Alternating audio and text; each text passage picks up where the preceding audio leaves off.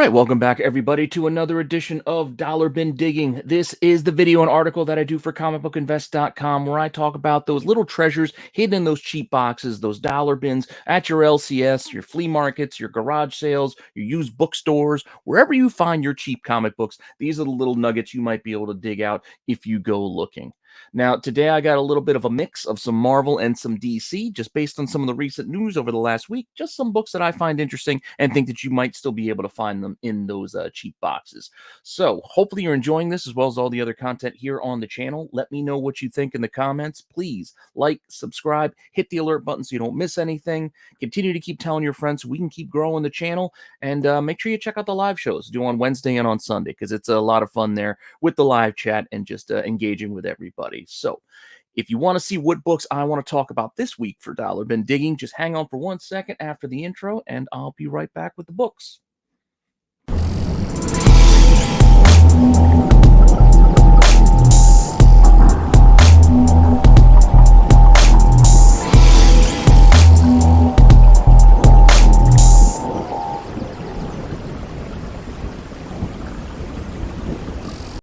All right, so as I mentioned there in the open, we are going to be looking at a few books from both Marvel and DC this week, just to kind of mix things up, because there's a lot of news that came out as regards to some of the movies, comics, and all that stuff that has some books that are piquing my interest that I think you should be keeping an eye out for when you're flipping through those boxes. Now, as per usual, I'm probably going to cover more books than what you might find in a regular dollar bin, just so you're aware of them. Just some of the first appearances that might be out of the price range just a little bit, but you should just know what they are just in case you happen upon them in one of these cheap boxes. So with that being said, let's check out some of these books based on some of the rumors, some of the speculation, some of the first appearances that we might see, coming up. Just, I think it was today or was it last night, Marvel announced that Spider-Punk is going to be getting his own series. So I know a lot of people have been speculating on Spider-Punk for the last year or so at least.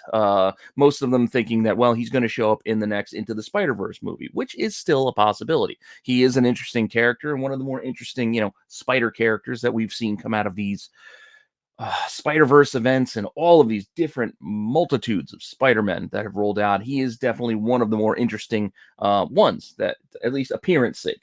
And with that, they're doing a little mini series on him. It's going to come out in April of this year, so just a couple of months from now. I think it's probably hit the look ahead, the pre-order guides for you, and it's going to have a couple of covers. I'm sure they're going to have multiple incentive variants as well, but the two covers they've released so far have been these two. So keep an eye out for them. This upcoming April, because I'm sure there'll probably be store variants and all that stuff too. That's going to be driving more attention towards Spider-Punk. And as I mentioned, a lot of people have already been looking at his first appearance, which was in Amazing Spider-Man number 10, part of that Spider-Verse crossover event that they ran through. Like I said, this is the first appearance, but it's going to be tough for you to find these days. Like I said, a lot of people have been looking for this book over the last year plus, so finding this for cheap is probably going to be tough, but I just want to give you a couple of prices just so you're aware of it, just in case you stumble upon it. And there are a couple of variants as well, which are even tougher to find. So I'm not even going to show you those, but you can look those up if you want to see them for yourselves. Now, this is, again, like I said, $30. So this just sold today for $30. Just buy it now. So you can see this is not a cheap book. If you do find it for $1, obviously you found yourself a nice little score that you could flip pretty easily right now. Because $30 might have been what have sold today, but if you go looking online to go, pick one up, right now you're looking at about 40 to 60.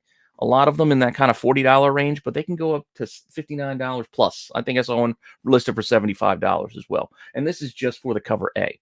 As I mentioned, there's a 1 in 10 that has a Miles Morales cover, and then there's the Lotto 1 in 25, which is really expensive and really tough to find. But those are out there as well.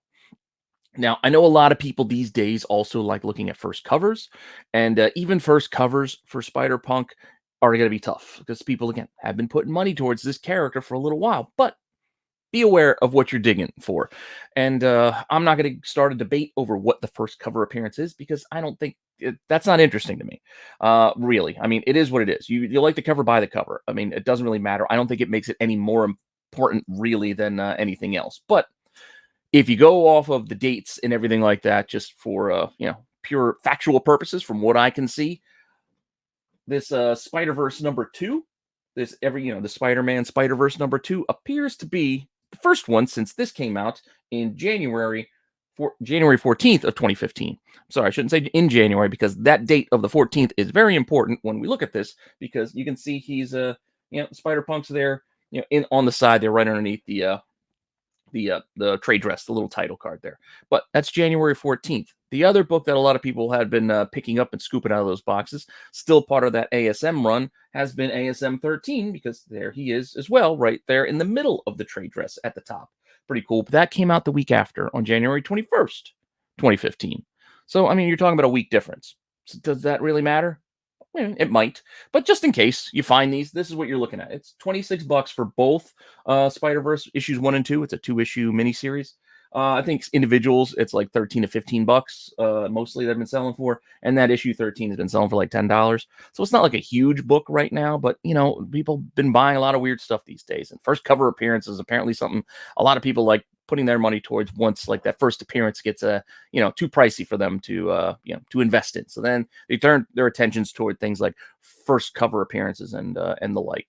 But realistically, if we want to get technical, we could say neither of these are really the first cover, because Spider-Man number 12, right up there at the top, you can see he's one of the heads mounted on the wall of the Cravens.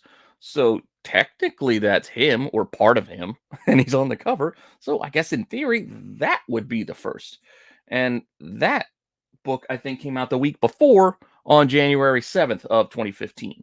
So just keep that in mind as well.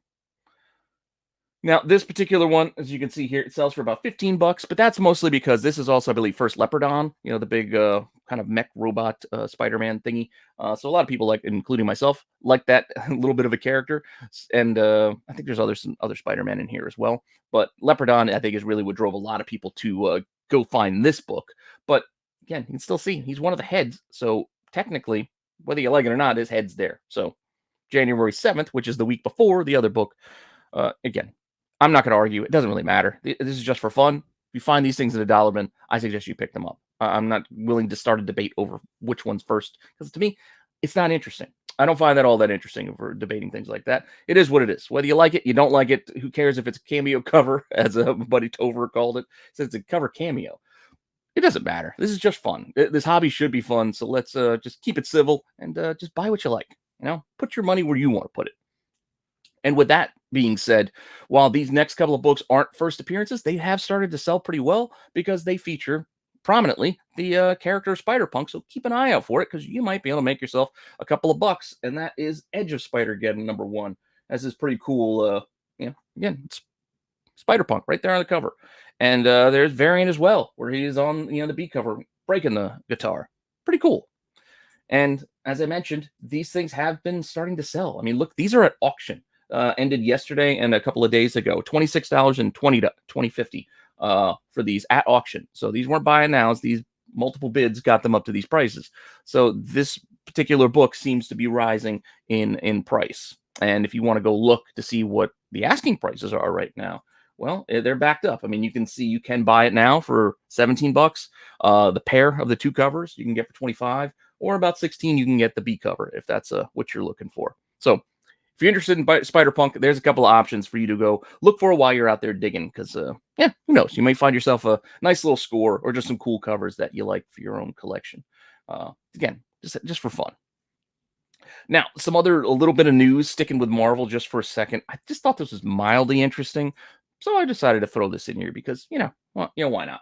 But there was an article written about, Marvel making a drastic change to one of the most powerful Avengers. And we're talking about Brandy, the little star brand kid, basically. In this most recent issue 52, they decided to basically age her up to, I guess, young adult. I don't know if you want to say young adult to whatever, adult, whatever. There we are. So they've aged up this baby character that they introduced not that long ago, maybe a year or so ago, now into an adult. So I guess they can tell more stories and not as limited as they have been. So they decided to age up the Star Brand kid to, I guess, what is going to be our new Star Brand going forward. So I don't know. kind of interesting. Again, that just happened in this week's issue. I think, or was it last week's issue of Avengers? But if you want to find that kid's first appearance, you're going to have to go back, like I said, a little while ago. Avengers 30. I think it was like 2020. This came out. You can even see it promoted there on the cover, Star Brand Reborn. And I believe this also got a little bit of a bump back in the day, too, because it had a Strange Academy preview. And that book was super hot when it came out. And then all these preview issues started selling for a couple of bucks. Not a whole heck of a lot, but this is the kind of book that was printed pretty heavily, and you might be able to find it in like a 50% off back issue bin. So you get it for like $2 or $1 and $1 bin potentially. Granted, I know a lot of people are investing some money into this Star Brand character, but not everyone. So it might be out there. So keep an eye out for it. And there's also a second print of this issue that actually features the baby on the cover. So if you really do like Baby Spec, there's your ticket right there. You get that second print. Now, as I mentioned, a few have been selling. It's not terribly expensive. Well, one did sell for $16 and one sold for $20. I've seen other copies sell for much less than that. So those are just kind of the most recent examples of what would have sold. But if you go back a week or two, you can see this thing is sold for well under $10. And if you even go looking online right now, if you want to go shopping, you can buy a copy for $9 of the cover A. And then you can see that second print. As second prints tend to go these days, can be asking anywhere from like $17 all the way to $50 because, it is what it is. I mean, asking prices can be crazy. Some books are hard to find in certain areas of the country, whereas there might be a little easier. So it's up to you, but spend your money how you wish. This is just for your informational purposes anyway, but I don't know if you're going to find the second print in the box, but you might be able to find that first print. Like I said, Avengers was a heavily printed title, even through last year. So keep an eye out for it just in case you're interested. Now we're going to pivot a little bit over to DC. I know DC is not the most popular publication company right now. It's just the stories aren't really grabbing a lot of people, but I think they're trying to get some more attention going forward, which I don't know if it's technically a good thing, because they've been promoting this death of the Justice League this past week, that in April, they're basically going to kill 9 of the 10 Justice League members in this event, the final issue of the series, and only one's going to live to tell the tale of what happened to the Justice League. This is coming right on the anniversary of the death of Superman, back in 1992, so 30 years ago. The big DC event was the death of Superman, so they decided to one-up it 9 times by killing off 9 major DC characters. Now, we know it's comic books. The deaths probably won't last. Who knows the story that they're actually telling, but we'll see. We'll see what happens. But again, coming this April, you're going to have the death of the Justice League. They're going to have multiple covers. They shared a bunch already. I got that one. There's one look. You can see the implications. Superman, Aquaman, Batman, Wonder Woman, Green Lantern are all going to bite it. And like I said, that's only 5. So 4 more of those members are going to be eliminated via this storyline. So we'll see. And then you got all the newer characters and the remaining characters back behind them. I mean, ultimately, what's this going to lead to? Just some more stories where some other characters might get the feature, handing the mantle over to the younger crowd. Maybe we'll see Superman's son take more of the lead in some of the Superman books. Who knows? I mean, I assume that's what they're looking to do, and I'm assuming we'll probably get a new Justice League out of this too, but I don't know how quickly that'll happen, but we'll see. I mean, it is mildly interesting, but at the same time, it still feels just like this is what we're doing. But we'll see how it's written and how it plays out. Again, I haven't read a DC book in a while. I might grab this just to kind of check it out, because I will admit, I get caught up in the event talk. When big events happen, I just kind of want to, give it a look-see and see if it's any good. But the whole premise of this is based off this Dark Army that's coming. And little bits, I don't know what this Dark Army is specifically. I don't know if it's been clear. I don't think it's been written about in the current title as of right now. But from what I gather, the Dark Army is going to be some form of, a lot of the bigger villains all grouped together, maybe from other universes, dark universes. I don't know. But this is going to be written by Josh Williamson, who has been writing a few Justice League books, including where he said that this is all started way back in Infinite Frontier, which, was not that long ago. But I don't know if you can find this in a dollar bin, but keep an eye out for it just in case. Some of these older imprints of secondary little miniseries. So this Infinite Frontiers, where he said this storyline is kind of like started, and this Death of the Justice League will be the start of this third act of this longer story that they're looking to tell. Now, basing that off of the fact that he's also writing this Justice League Incarnate series, and I think this issue just came out in the last week or so, where they actually mentioned the Great Darkness coming. I don't know if that's a connection or relation, but I'm kind of putting that connection together that maybe this Dark Army is spinning out of this Great Darkness that is coming, on the edge of the universe that the Justice League is going to have to address. So we can see here at the end of this, again, this is issue 3 of this. Again, there's a recent issue, so you're not probably going to find this in a bin, but just so you know that this Great Darkness is coming. Now, the idea, or I guess the character, or whatever you want to call it, the first appearance of this Great Darkness happened a long, long time ago, back in Swamp Thing 49, this Alan Moore issue, which is also notable. And for a long time, a lot of people were promoting this as the first Justice League Dark issue, because a couple of the characters that end up on Justice League Dark kind of team up. I don't know. It is what it is, but I wouldn't really consider this the first Justice League Dark. They didn't really go by that team name. Not all the members are there. It's a minor team up that happened in this issue of Swamp Thing with Alan Moore and some of these, more mystical characters on the DC side of things. It's interesting, to be sure. It is not an easy book to find these days just because of it spiking. But at the same time, prices have come down.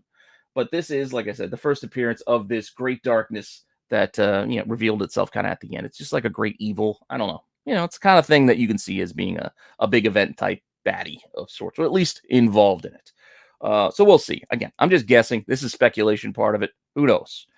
All right. So anyway, when we look at this book, what is this thing selling for these days? Because like I said, it's not as expensive as it once was. And you can see that right here, January 18th, just a couple of days ago, one went at auction for $5, $5.72.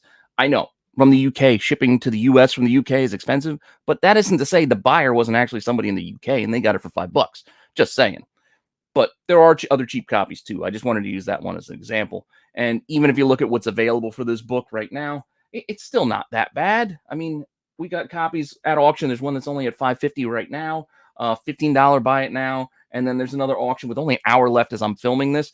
And it's only at $10. So $10 could get you one too. So it's not an expensive book. Maybe you find it back in those cheap bins again. So just keep an eye out for it. I think it's kind of fun. Now, sticking with DC, I got a couple items out of this new Batgirl movie, I guess, the HBO Max planned movie that they're going to do. And, they've been releasing some set photos. I mean, they're filming right now, so there's a lot of things leaking out right now with regards to Batgirl. And right here, we get a good look at the costume. We get to look at her, Leslie Grace, all, suited up in this current Batgirl outfit. And as you can see, this suit looks a lot like the more revamped version that we got back in 2015 or thereabout. I can't remember the year that it came out, but basically this version here that we got with Batgirl 35 back from the new 52 run of things. So that kind of looks like the take they're going with. Granted, the story will probably be more of a year one type of deal, but this is kind of a very close representation of the costume, if you ask me. So if you wanted to find this first of the costume, if that's also your kind of your thing to collect, here you go. And there are multiple versions of this book as well. This right here is the cover A. There was a second print that has more of a purpley hue to it. Keep an eye out for it. Plus, you can always check the barcode. That last number being a 2 tells you it's a second print. So keep an eye out for that. There was also a New York Comic Con edition where the background was kind of faded out to white. And you can see the New York Comic Con logo right there from October of, can't read the year, but there you go. There's that. And then there was also B variant of this. I read somewhere that there's a blue cover of this that's also the New York Comic Con version. I don't see this one all that often, so this could be a tough one to find, but apparently there's a blue version out there as well. In addition to a 1 in 25 done by Mike Morello's favorite artist, Babs Tarr. I joke, but he's just not a fan. But I like this version, though. I like this cover that she did here. I don't know. There's something about it. I know it's a little bit cartoony, a little bit silly, but I don't mind this one by Babs. So this one's pretty cool. And it's Babs drawing Babs. Also kind of cool. Though this outfit is more black than purple, it's still a good look at the newer costume there. Not to say you're going to find this 1 in 25 in a dollar box, but you might find the cover A, tucked away in there, because there's a lot of New 52s still buried in those boxes, because New 52 is kind of a bygone, imprint time that not a lot of people are looking at any longer. But hey, you never know. That all said, this still could sell for a couple of bucks. I mean, the cover A can sell for $13. That second print, $35, and the New York version, the Comic-Con version, the white cover, is like $30. So that's what it's selling for. And it's pretty close to what's on the market right now. Like those aren't crazy prices. Those aren't really out of the realm of possibility. As you can see here, that New York Comic Con, you can get a copy for $29. You can get a copy of the one in 25 for about 50, and the cover A for $15. So that's kind of what you're looking at. So, but you still might be able to find it in a cheap box, tucked away in there, with some runs of some Red Hoods and some, like I said, the Batgirl books, because there's a lot of books filling those boxes, those cheap boxes that you can sometimes find something like this just tucked away, mixed in there. Because while it is an interesting book, and I know some people have looked at it over the last few years, it's still not like a major key or anything like that. It's a new costume. So, I mean, take it for what it is. It is pretty cool, but it's still just a new costume, but still a fun thing to kind of pull out and something to hunt, really. And that's kind of what I'm talking about here. It's just things that are interesting me, that this news has reminded me of some books that I'm going to keep an eye out for the next time I go flipping through the boxes. So that's what I'm sharing with you guys. So we're going to move on. I got one more book to kind of talk about, and it's related to some more news related to this Batgirl movie, and that's the Bad Boys for Life actor Jacob Scipio. I don't know if I'm saying his name properly, but this dude, it's rumored, might be playing a character from the comics, Tough Tony Bresci, based off of a location where I think they found him coming out of a car. I don't know. But you can see here, Bresci is the signage here on this building. It's part of the set decoration. So we might be getting Bresci, who I'm showing here this younger version, because he did play a part in the Batgirl Year One storyline. So if this is more of a Year One story, maybe that's the connection here of why we're going to see this character come into play a little bit more. Because in the regular DC universe, where he was actually first introduced, he's a little bit of an older character, but this guy is pretty young. So I'm thinking it's more of a flashback. Again, tying into this Batgirl Year One storyline. This was a pretty good mini, too, to go find and pick up, which I did find out of a dollar bin. Maybe you can find it in there, too. I don't know if you're going to find all 9. It's a 9-issue run, but you might find a couple of these. And I think he was in like 4 of them. Starting with this issue 3 was his first pop into this run, but not his first appearance overall. Now, again, not here to cause debates or discussions about this. It is what it is. You make your own decisions for yourself. But some resources out there are pointing towards Detective Comics, 665 as being the first appearance of Tony Bresci, and he does appear in there. There's this big meeting up in the rooftop kind of a location. But this was August 1993. He does appear in this book, which is, again, well before that Batgirl Year One, which is like 2003. But anyway, August 1993 is Detective 665. But if you go back a few months to Robin 3, this Cry the Huntress miniseries, he appears in here. And this book has a few covers. This is like the regular standardized cover. There's also a limited edition polybagged version where you can get it in a polybag. You can see, look, 250 collector's edition. And inside that collector's edition bag, you can see, look, there's a kind of almost like a, I don't even know what it's called, just the lenticular kind of changing image there, I guess, on that cover.